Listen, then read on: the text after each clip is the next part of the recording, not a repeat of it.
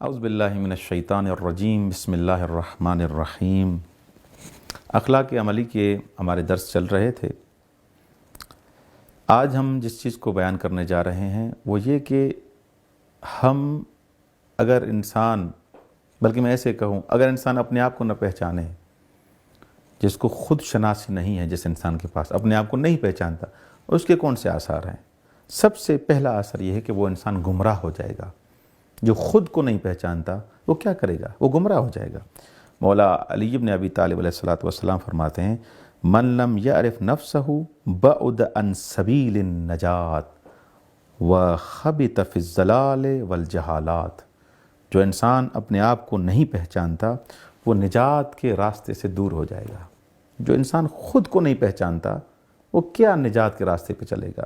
وہ نادانیوں میں، گمراہیوں میں گرفتار ہو جائے گا۔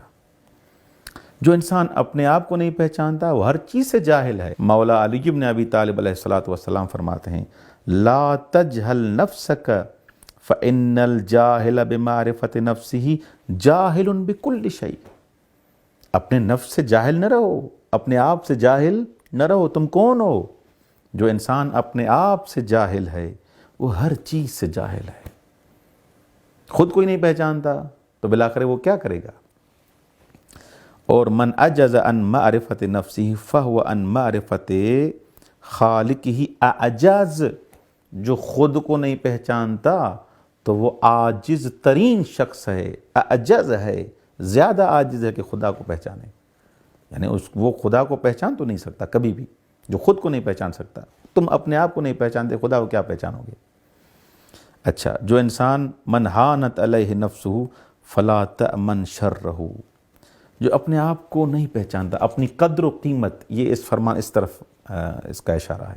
جو اپنی قدر و قیمت کو نہیں پہچانتا کہ تم کون ہو، تمہارا مقام کیا ہے، تمہاری ارزش کیا ہے، تمہاری اہمیت کیا ہے، تو بالآخر جو اپنے آپ کو نہیں پہچانتا وہ حقیقت میں اپنے آپ کو جہالت میں ڈال رہا ہے۔